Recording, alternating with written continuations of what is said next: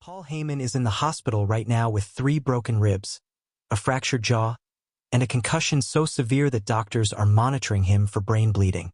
And Seth Rollins? He's sitting in a police interrogation room refusing to answer questions without his lawyer present because what he did to Heyman backstage 45 minutes ago wasn't wrestling. It was assault. This wasn't a worked angle. This wasn't a storyline. Seth Rollins snapped, found Paul Heyman alone in a hallway, and beat him so viciously that security thought they were pulling him off a corpse. And here's the part that's going to make you absolutely furious. Paul Heyman might have deserved every single second of it. Before you start typing that I'm promoting violence or condoning assault, hear me out. Because what Paul Heyman has been doing to Seth Rollins for the past 6 months goes beyond wrestling heat, beyond storyline manipulation, beyond anything that should be acceptable in a professional workplace. Heyman systematically destroyed Seth's career, his reputation, his family, and his mental health with a campaign of psychological torture that would make corporate bullies look like amateurs. First question for the comments, and I want honest answers. If someone spent 6 months trying to destroy your entire life, would you be able to show restraint when you finally got them alone? Yes or no right now? Let's rewind to where this all started, because context matters when we're talking about someone getting hospitalized. 6 months ago, Seth Rollins was on top of the world. He was the world heavyweight champion, main eventing premium live events, getting the loudest reactions of his career. Everything he'd worked 20 years to achieve was finally coming together. Then Paul Heyman decided Seth was a threat to his client, Roman Reigns. Not in storyline terms, in real terms. Seth was getting more attention, more merchandise sales, more social media buzz. He was becoming the guy. So Heyman launched a campaign to destroy Seth from the inside out. It started subtly. Heyman would whisper in the ears of producers, suggesting Seth was difficult to work with and resistant to creative direction. Completely false, but Heyman's been in this business 40 years and knows exactly how to plant seeds of doubt. Within weeks, Seth noticed his segments getting cut, his promos getting shortened, his matches moved lower on the card. Seth went to management to ask what was happening. They told him nothing had changed, that he was being paranoid. Meanwhile, Heyman was working behind the scenes to systematically dismantle everything Seth had built. Comment below. Have you ever had someone undermine you at work or school like this? Because this is psychological warfare at its finest. Then Heyman escalated. He started spreading rumors about Seth's personal life. Told people Seth was having marital problems with Becky Lynch, completely fabricated stories designed to create drama. He suggested Seth had substance abuse issues. Again, completely false, but damaging enough that WWE wellness policy officials had to pull Seth aside for wellness checks that humiliated him. So Heyman launched a campaign to destroy Seth from the inside out. It started subtly. Heyman would whisper in the ears of producers, suggesting Seth was difficult to work with and resistant to creative direction. Completely false, but Heyman's been in this business 40 years and knows exactly how to plant seeds of doubt. Within weeks, Seth noticed his segments getting cut, his promos getting shortened, his matches moved lower on the card. Seth went to management to ask what was happening. They told him nothing had changed, that he was being paranoid. Meanwhile, Heyman was working behind the scenes to systematically dismantle everything Seth had built. Comment below. Have you ever had someone undermine you at work or school like this? Because this is psychological warfare at its finest.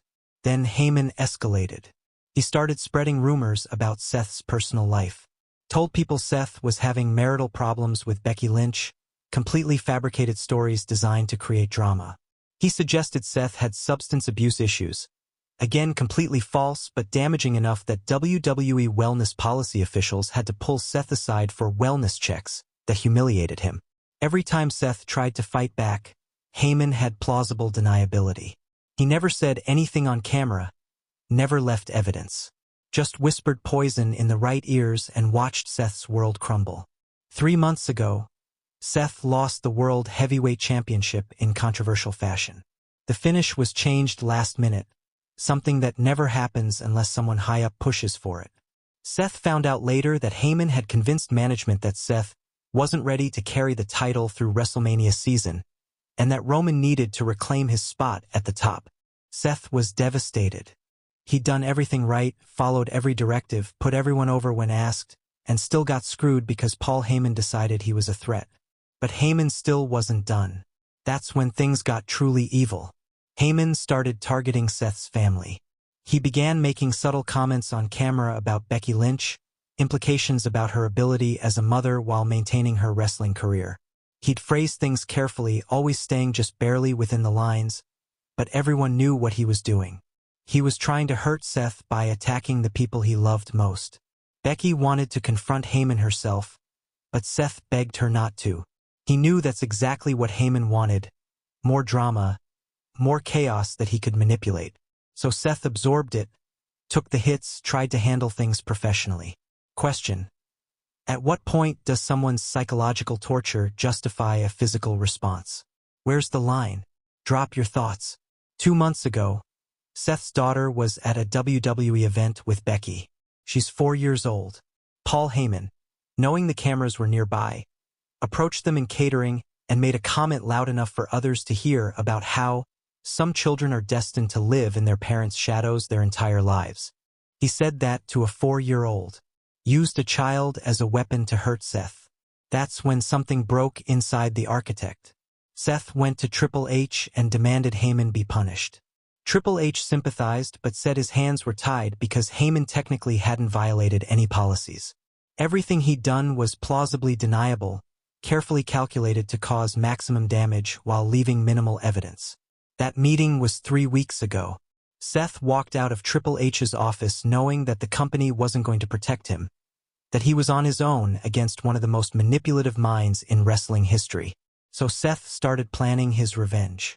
And unlike Heyman's subtle psychological campaign, Seth's revenge was going to be direct, physical, and impossible to deny. Last night's Raw taping was the opportunity Seth had been waiting for. Paul Heyman was scheduled to appear in a segment with Roman Reigns. Seth knew Heyman's routine, knew he always arrived 2 hours early and spent time in Roman's private locker room going over promos. Seth waited. He watched. He tracked Heyman's movements throughout the arena like a predator stalking prey. And when Heyman finally left Roman's locker room to grab something from catering, Seth made his move. The hallway where it happened is between the main corridor and the loading dock, a spot with minimal foot traffic and, conveniently, no security cameras due to a technical issue that had been reported earlier that day. Whether that technical issue was coincidence or something Seth arranged, we may never know. Here's your trivia question. What's Seth Rollins' finishing move called? Easy one for the real fans. Witnesses who arrived after the attack started described a scene that was absolutely horrific. Seth had Heyman pinned against the wall with one hand around his throat and was delivering systematic, calculated punches with the other hand. Not wild swings, not rage-filled haymakers. Precise shots to Heyman's ribs, his face, his body. Each punch placed exactly where it would cause maximum pain and damage. Heyman was screaming for help, but that hallway is isolated enough that nobody heard him initially. Seth wasn't saying anything, wasn't cutting a promo or explaining his actions. He was just methodically beating Paul Heyman like a man who'd been pushed past every breaking point. When Heyman tried to cover up, Seth grabbed him by his signature ponytail and yanked his head back, exposing his face for more punishment. When Heyman's legs gave out, Seth held him up by his shirt collar and kept hitting him. This wasn't about sending a message or making a statement. This was about inflicting as much pain as humanly possible on someone Seth held responsible for 6 months of torture. A producer named James finally came around the corner and saw what was happening. He immediately started yelling for security and tried to pull Seth off. Seth shoved him so hard that James hit the wall and decided the smart move was to just keep yelling for help rather than get involved physically. 2 security guards arrived within 30 seconds, but it took both of them plus James to physically restrain Seth.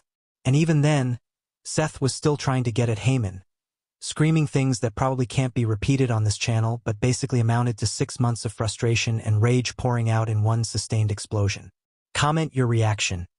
Team Seth or Team Heyman? Because I guarantee this comment section is about to become a war zone. By the time they got Seth under control, Paul Heyman was unconscious on the floor in a pool of his own blood. His face was unrecognizable, swollen and bruised.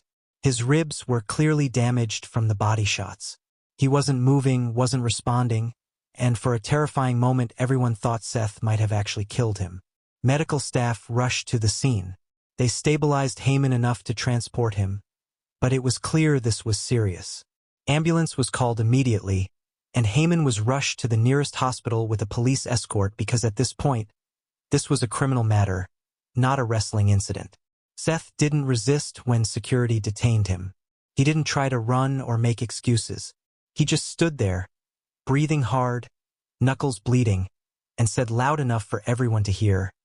He had it coming, every bit of it. That statement is probably going to be used against him in court, but in that moment, Seth clearly didn't care about consequences. He'd been pushed to a breaking point, and he'd finally pushed back with everything chaotic and confused. They immediately sent Seth home with instructions not to return to any WWE facility. Police were called and took statements from everyone who witnessed the aftermath. Seth was questioned for over an hour before his lawyer arrived and told him to stop talking. Triple H released a statement calling the incident unacceptable and saying Seth would face serious consequences. But notably, the statement didn't mention Paul Heyman's 6-month campaign of psychological warfare. It didn't acknowledge any context for why this happened, just condemned Seth's actions and moved on. That selective outrage is what's making fans furious right now. Comment if you think WWE is protecting Heyman because of his relationship with Roman Reigns. The wrestling community is absolutely divided on this. Half the roster is privately expressing support for Seth, saying Heyman's been a backstage cancer for years and someone needed to stand up to him. The other half is horrified by the violence, arguing that nothing justifies hospitalizing a 60-year-old man regardless of what he's said or done.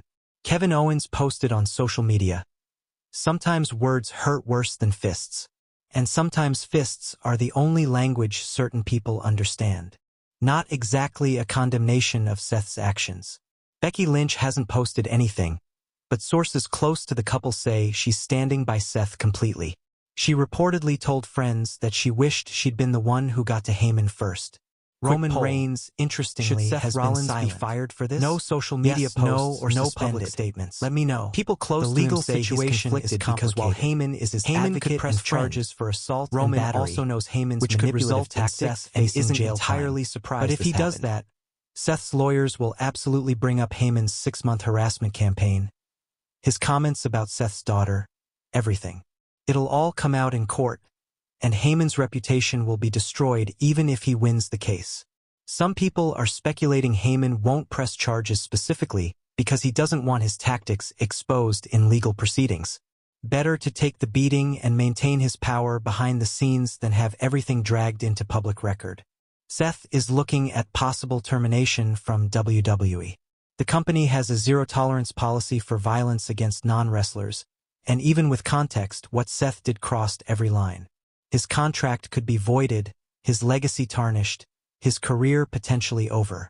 But here's the question that's driving this entire conversation. Was it worth it? Seth Rollins spent 6 months being psychologically tortured by Paul Heyman. He watched his career derailed, his family attacked, his reputation damaged.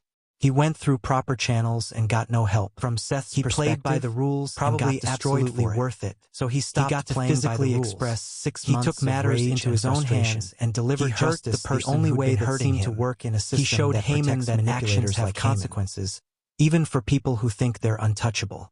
From WWE's perspective, this is a nightmare.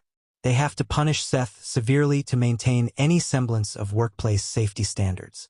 But they also know that fans largely support Seth and understand why he snapped. Answer this. If you were Triple H, what would you do? Fire Seth, suspend him, or find a way to bring him back? The hospital reports on Paul Heyman are serious but not life-threatening.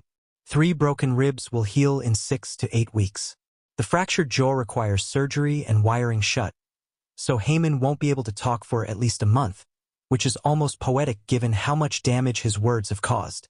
The concussion is the biggest concern. At Heyman's age, head trauma can have lasting effects. There's genuine worry about long-term cognitive issues, which would be devastating for someone whose greatest asset is his mind. But let's be crystal clear about something. Paul Heyman created this situation. He poked and prodded and manipulated until someone finally snapped.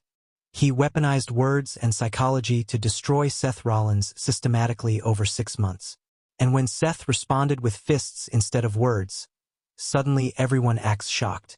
You can't torture someone indefinitely and expect them to just take it forever.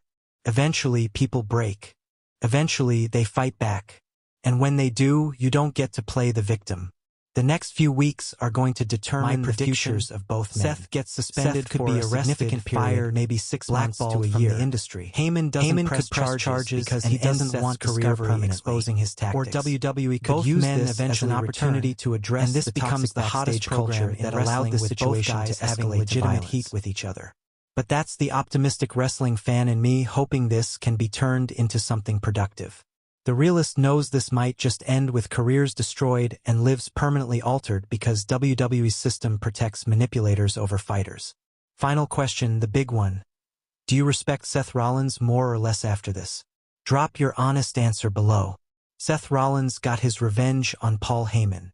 The physical scars will heal, but the emotional and professional consequences of this moment will echo through wrestling for years. This is the story everyone's going to be talking about, debating, arguing about. Was Seth justified? Did Heyman deserve it? Could this have been handled differently? Those are the questions with no easy answers. What we know for certain is that Paul Heyman is in a hospital bed because of choices he made, words he said, and lines he crossed. And Seth Rollins is facing potential criminal charges because he reached a breaking point and responded with violence. Neither man is innocent. Neither man is completely guilty. This is complicated, messy, human drama playing out in an industry that usually keeps these things hidden.